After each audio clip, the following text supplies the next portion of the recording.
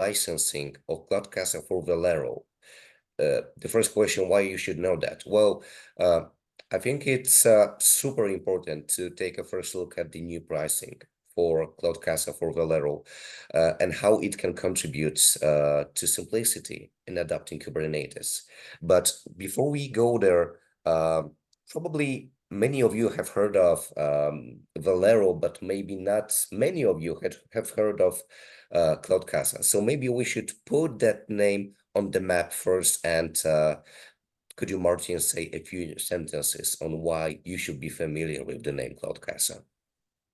Yep, absolutely. So we understand the data protection and infrastructure landscape is changing greatly since the introduction of Kubernetes and containerized workloads, right? Where we once had physical servers and VMs as part of IT infrastructure. Users are moving towards a more agile development methodology, containerizing these monolithic applications, and that is the whole reason behind CloudCasa. So I like to describe things as visuals here, and my apologies if this is review for some of the folks here on the phone, but I think this is a good level set just in terms of where we stand with Kubernetes and us as a data protection company, Catalogic Software, that is. We've been in the data protection business for nearly 3 decades now.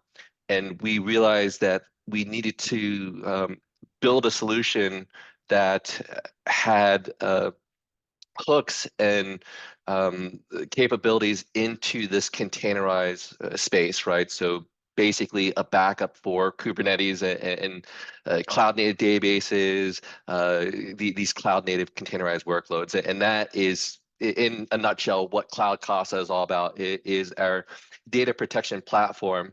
Started out as software as a service, so it's built in Kubernetes for Kubernetes. It's actually running in a cloud service provider, AWS and Azure today, that is protecting. So over here is our CloudCasa platform, let's say.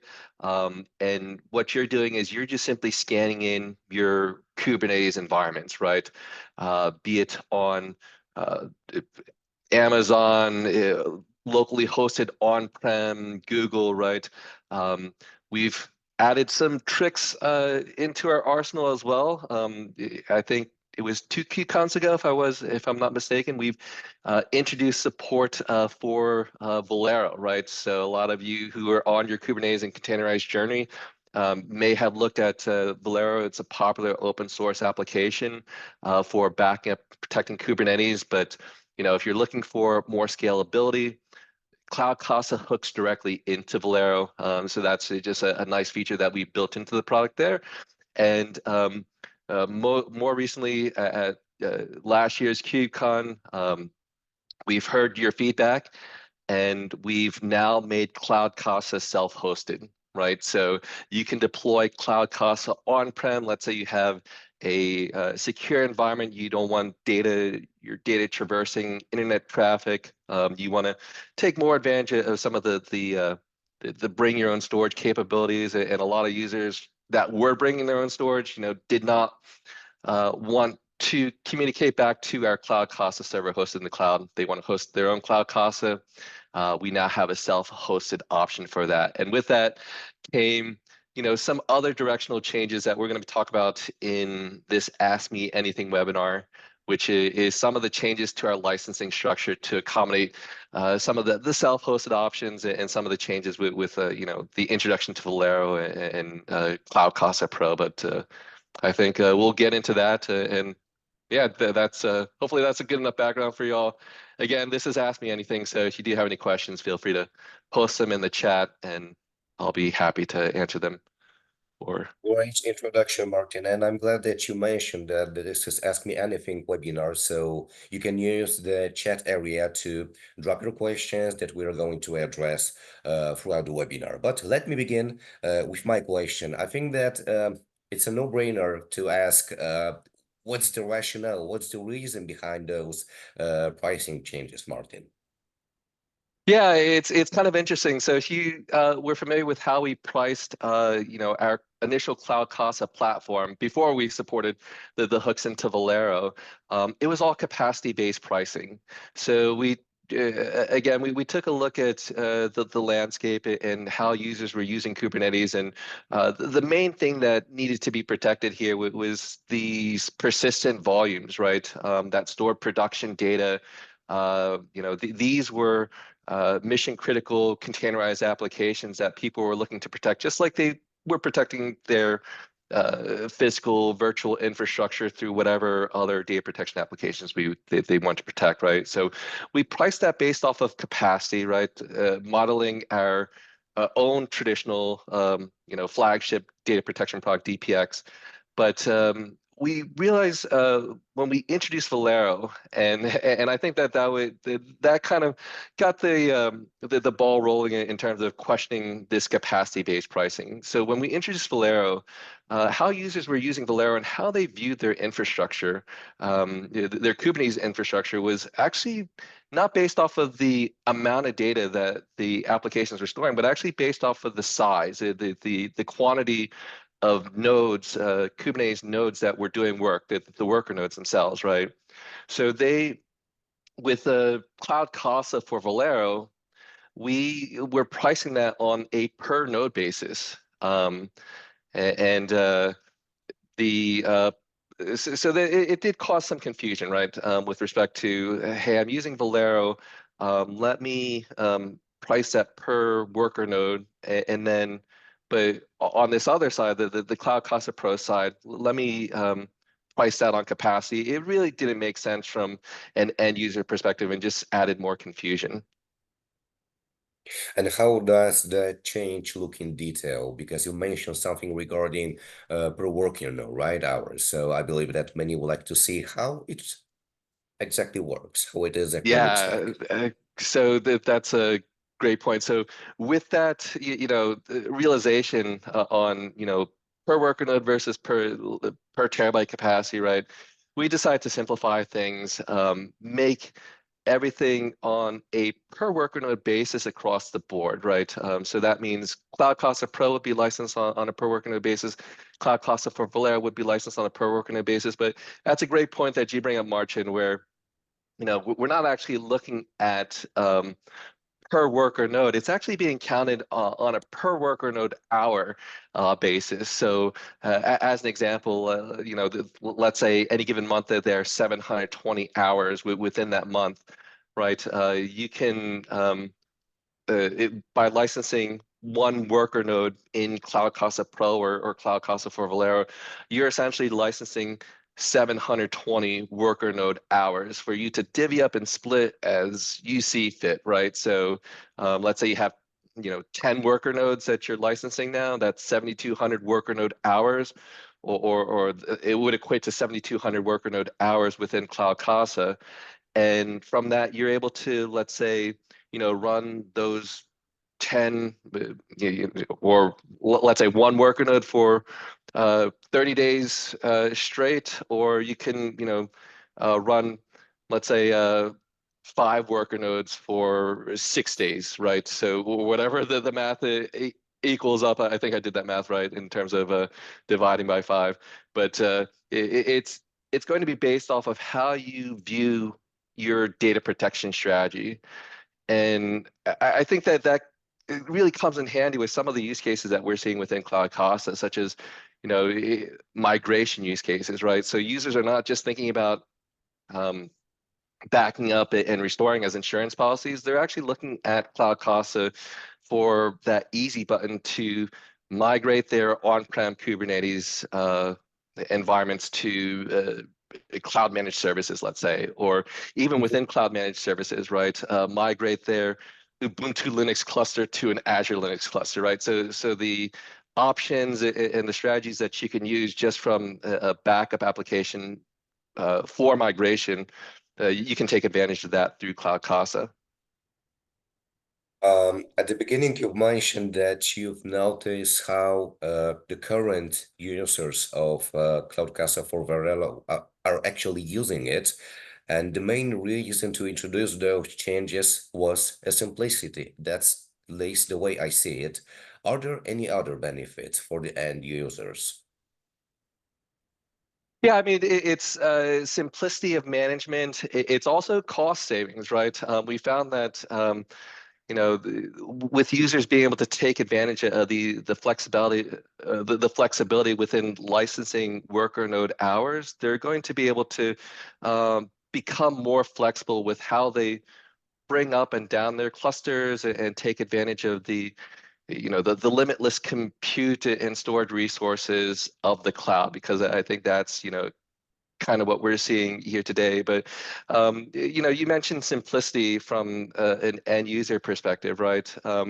It's funny, we've had stories of users that were coming in, they've been using Velero, right?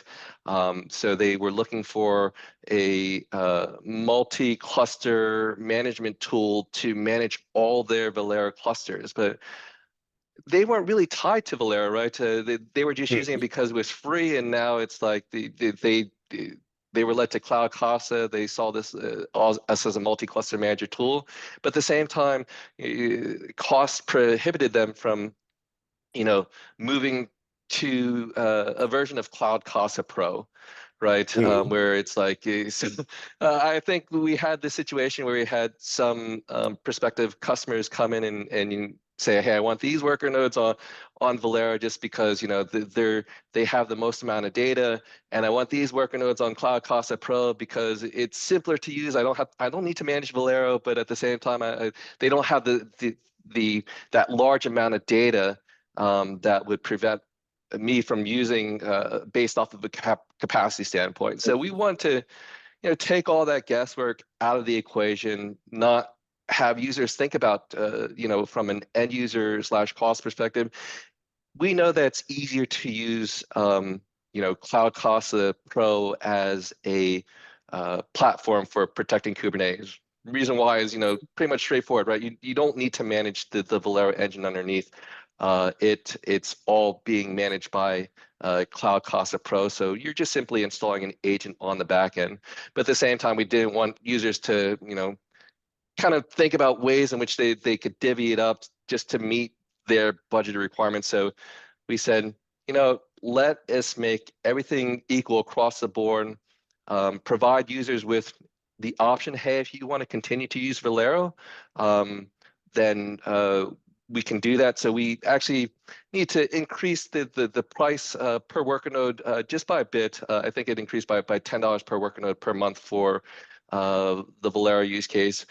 But the worker, now that we're pricing based off of worker nodes on the Cloud Casa Pro side, I think, you're no longer trying to do that math in your head as to how much capacity you can handle before breaking the bank. In this case, both Velero pricing and Cloud Casa Pro pricing are exactly the same from an end user perspective. So we had to bring down the cost of our capacity-based pricing but and just increase the pricing of our Velero pricing by just a bit. But I still think we are very competitive compared to other competitors doing this within the market as well. I'm not sure, Martin, if you are able to see questions in the chat, but let me read out loud the first one that we received. Does your license model support non-live and live environments? Are the costs for non-live QA test environment cheaper as productive per worker nodes? Can you address it, Martin?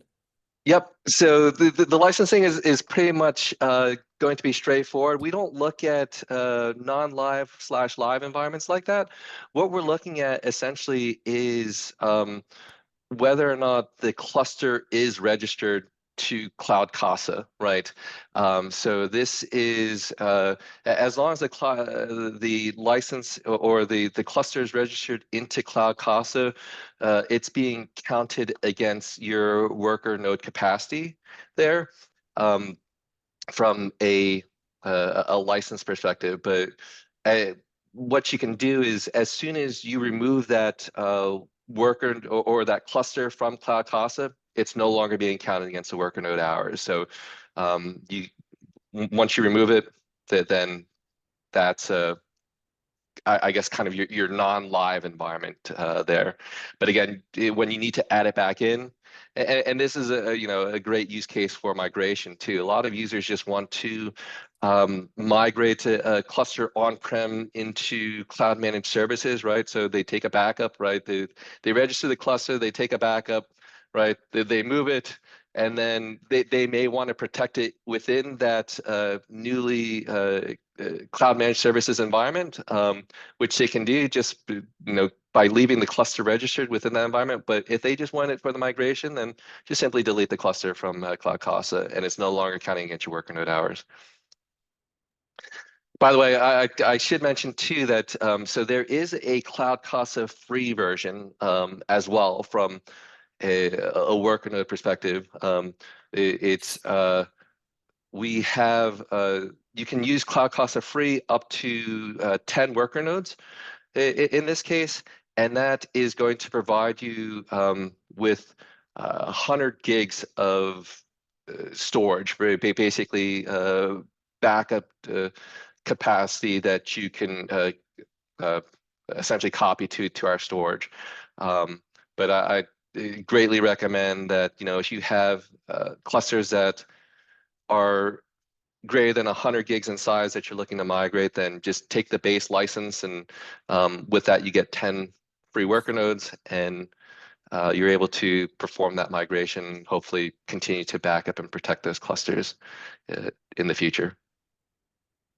Oh, Martin, thank you for that question, for that answer, and thank you for that question. Feel free to ask more, and please put your questions in the chat. My next question regards grace period. Could you, Martin, elaborate a little bit on that as well as on the compliance certifications? Yeah, so it's a great question too. So when we're counting worker node hours, we understand that you're probably going to be short some hours and maybe over some uh, other hours. The hours essentially reset every month. So every 30 days, you're going to start with a new fresh set of hours for your worker node perspective. And another thing I should mention too is that the way in which we count these hours is if your cluster has been up and registered for an hour. So I think there are hourly intervals that the agent is counting and tabulating. Then that is counted against the worker node hour. So if you bring up a cluster and then tear it back down within that hour, let's say it's only up for 30 minutes, that worker node is not counted against your license. But going back to your question with regards to the grace period, right? Mhm. We understand that there are going to be some times when you're going to be under, you're going to be over. We absolutely do not want to halt the product, and keep it from backup and protecting just because you've gone over or you might be over. So there is a very flexible grace period. In some use cases, uh, uh, software as a service base or self-hosted base, anywhere between 15 and 30 days from the time in which you have that license violation. So after the first month, you're going to see a warning message stating that you're basically over your capacity of worker node licenses, and try to right set that before the the next monthly tabulation. So it's a 2 months of overages. What's going to happen is your backups are still going to run. The product is still going to be active. You're just not going to be able to log into your CloudCasa portal. So whether or not whether you're running, our software as a service, so you're logging into our web portal. Um, After 2 months, if you find that you're not able to log in, that means that you've received, 15 to 30 days worth of warnings indicating that you're over for the month, and But after the second month there is when it's going to prevent you from logging in until you right size your license worker node hour count. A while ago, we announced our brand new solution, which is the self-hosted option. I wonder how the new model, the pricing structure that we are discussing today, can also impact the self-hosted environment. Yep. So self-hosted is has a minimum requirement. And by self-hosted, that means that we provide you with our application, CloudCasa, that you can deploy within your own cluster. So you'll receive the manifest, you'll receive all the resource data that you need to deploy our cluster with, or our application within your own Kubernetes cluster. Now, we don't expect this server, this CloudCasa server, to be able to talk to us at all. So we need to change some of the enforcement requirements with that self-hosted. So typically, we do require, a 50 node worker node minimum count when you deploy the application. But also at the same time, the enforcement, the license, how you license the product is going to change. So this is going to be a license key that we provide to you that you would install on your server. The tabulations for how we count the worker node hours is going to be different. So rather than counting on an hourly basis, let's say, we're counting on a daily basis, right? But we're tabulating the hours, that the agent has counted that it was up and running on that daily basis. So just some minor tweaks, but for the most part, it's going to be very similar from a worker node hour standpoint. I think just some minor differences within the way in which we tabulate that and the way in which we enforce that as well. So the think daily versus hourly tabulation, and then the license key that will need to be deployed with kind of an encoding of all the worker node hours that you're going to need to sustain or protect that environment. A friendly reminder to our guests who joined us for the webinar. This is Ask Me Anything webinar. You can use chat to leave your questions there. My next question regards functionalities like backup and restore. I wonder if those new advancements that we have prepared for CloudCasa for Velero users entail changes in that area as well, namely backup and restore functionalities. Yeah, that's really the beauty of some of the changes to the licensing, right? Nothing changes from an end user perspective. So you're going to have Mm-hmm. all the functionality that you had in terms of backup and restore, in terms of the full stack recovery, where we can create and spin up a cluster for you while we're restoring your application and persistent volume. So everything that you've been doing as an end user, nothing will change, right? So if you already have registered clusters, you're not going to notice any change. The only thing that's going to change it is really the behind the scenes enforcement, what we're Mm-hmm. counting. So instead of capacity, right, we no longer care about capacity. And I think this is another benefit too, with respect to the bring your own storage model, right? So I think we introduced this maybe 2 years ago. Another reason why we had twice based off of capacity is we were trying to offset the cost of backing up to our cloud-based storage. We found that the majority of users were bringing their own storage, right? So they were backing up to their own internal object storage here. And there was no reason to have that price set for capacity.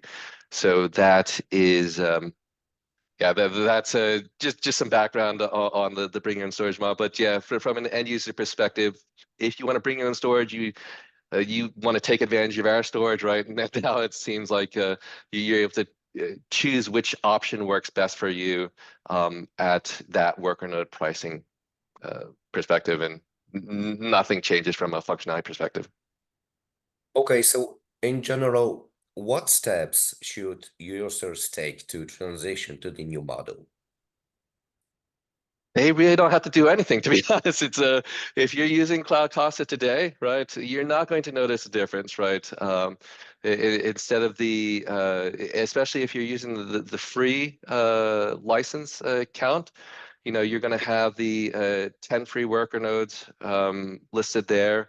You're going to have you're going to be able to take the 30 days worth of CSI snapshots. Um, but if you're using Cloud Casa, nothing changes if you're using Cloud Casa for Velero, obviously, because that was always based off of worker node pricing, or per worker node hour pricing. Um, and now with Cloud Casa Pro, we're going to effectively migrate your capacity-based license over to the equivalent of a worker nodes or worker node hour pricing. Now, if it doesn't work in your favor, fear not, right? I don't think that is going away anytime soon. From a capacity enforcement perspective, that's still there. But I think, the analysis that we've done in terms of the capacity-based pricing versus the count of worker nodes, that is going to be a significant customer savings for those customers that were using a cloud cost of capacity based license. There are 2 minutes left. First of all, thank you so much to all of you for being active on today's session, and I think that this will be the final call for you to ask your questions if you have any. Before we wrap up, one more question, Martin, with regards to scalability. Can you discuss the impact on scalability with the new licensing? Yeah, so I mean, scalability is now flexible, right? Whether or not you want to use it for backup and restore and insurance policy, whether or not you want to use it for migration, right? You're going to be able to scale up and down your environment as needed, right?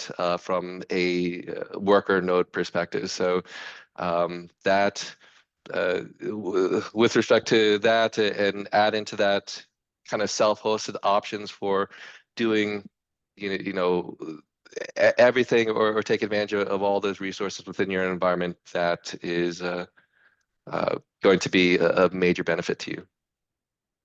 One more thing, I think that you can all see right now a slide with Martin's contact details. If you have any questions with regard to the topic that we discussed today about the new pricing structure for CloudCasa for Velero, please feel free to reach out to Martin.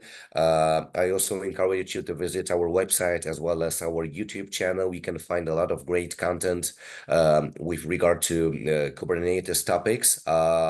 If you have also any ideas or any topics that you would like us to address on the next webinar, you can also use all those contact details to reach out to us. And my final question, okay, so we've been talking today about changes that happened or that are happening and will happen with regards to many of our users. But are there any future plans for CloudCasa, for Velero? Maybe I believe that you wouldn't like to spill the beans at the moment if you have any, up your sleeve. Nonetheless, maybe there is something we could talk about.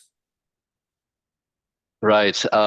Yeah. So, I mean, I think, having Cloud Cost for Valera, having self-hosted options is going to introduce a lot of avenues that we can take from a data protection standpoint. Self-hosted itself is a major game changer here, where we can, partner with managed service providers, potentially provide OEM relationships for using our self-hosted option, right?